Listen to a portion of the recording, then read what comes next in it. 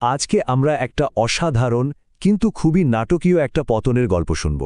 এটা হলো ইবলিসের কাহিনী, যাকে আমরা সাধারণত শয়তান নামেই চিনি। চলুন এই পুরো ব্যাপারটা একটু তলিয়ে দেখা যাক, কিভাবে এক সময়কার সম্মানিত একজন সত্তা মানবজাতির সবচেয়ে বড় শত্রুতে পরিণত হল।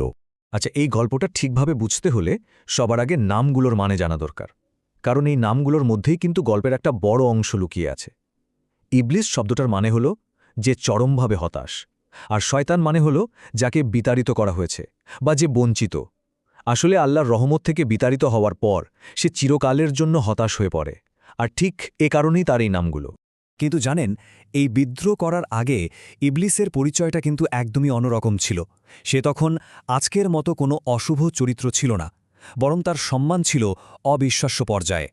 ভাবা যায়, সে ছিল জিন জাতির একজন, কিন্তু তার ইবাদত আর নিষ্ঠা এতটাই বেশি ছিল যে সে ফেরেশতাদের সঙ্গে থাকার যোগ্যতা অর্জন করে। শুধু তাই না, নিজের জ্ঞান আর আনুগত্যের জোরে সে ফেরেশতাদের নেতা বা সর্দার হওয়ার সম্মানও পেয়েছিল। আর এরপরই এলো সেই মুহূর্তটা যেটা সবকিছু ওলট পালট করে দিল। এটা ছিল একটা ঐশ্বরিক পরীক্ষা, আর সেই পরীক্ষার কেন্দ্রে ছিল আল্লাহর নতুন সৃষ্টি আদম। প্রথম মানুষ আদমকে বানানোর পর আল্লাহ সেখানে উপস্থিত সবাইকে একটা খুবই সহজ নির্দেশ দিলেন। বললেন, আদমকে সিজদা করো। সঙ্গে সঙ্গে সবাই সেই আদেশ মেনে সিজদায় নত হল, কিন্তু শুধু একজন সেই আদেশটা অমান্য করল। আর এখানেই তার পতনের মূল কারণটা লুকিয়েছিল। যখন তাকে প্রশ্ন করা হলো কেন সে সিজদা করল না, তখন তার ভেতরের আসল রূপ, মানে তার অহংকার আর আত্মগর্বটা বেরিয়ে এলো। সে বলল, আমি তার চেয়েও সেরা, আমাকে আগুন দিয়ে বানানো হয়েছে আর ওকে বানানো হয়েছে মাটি দিয়ে। আল্লাহর রহমত থেকে বের করে দেওয়ার পর কিন্তু ইবলিস লজ্জিত হয়ে পিছু হটে যায়নি, বরং সে যা করল তা আরও ভয়ঙ্কর। সে সরাসরি আল্লাহকে একটা চ্যালেঞ্জ করে বসল।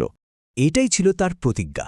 সে বলল, যেহেতু তুমি আমাকে পথভ্রষ্ট করেছ, আমিও তোমার বান্দাদের বিপথগামী করব।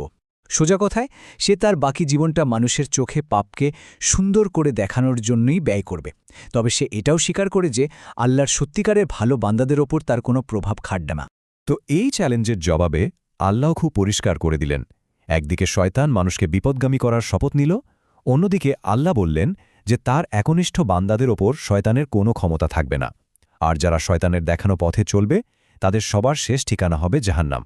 এই যে বিশাল একটা মিশন নিল ইবলিস, এটা পূরণ করার জন্য তার কিছু বিশেষ ক্ষমতার দরকার ছিল, আর সে ঠিক সেটাই আল্লাহর কাছে চেয়ে নিল, কিছু ভয়ঙ্কর সরঞ্জাম যা তাকে মানুষ্যকে বিপদগামী করতে সাহায্য করবে। আর সবচেয়ে অবাক করার মতো ব্যাপার হল, আল্লাহ তার এই 4টা ভয়ঙ্কর অনুরোধই কিন্তু মঞ্জুর করেছিলেন। তাকে কিয়ামত পর্যন্ত জীবন দেওয়া হলো, তার রিজিকের ব্যবস্থা করা হলো, সে মানুষের কাছে অদৃশ্য থাকার ক্ষমতা পেল, আর সবচেয়ে ভয়ঙ্করটা হল সে মানুষের রক্তে চলার ক্ষমতাও পেল।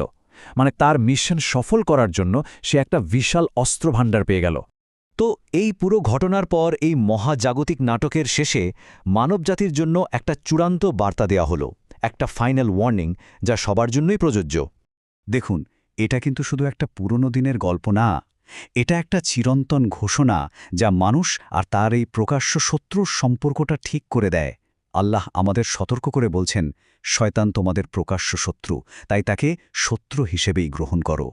এই পুরো গল্পটা আমাদের সামনে সংঘাতের শুরুটা আর শয়তানের আসল রূপটা তুলে ধরে, কিন্তু শেষে আমাদের জন্য একটা খুব বড় প্রশ্ন রেখে যায়।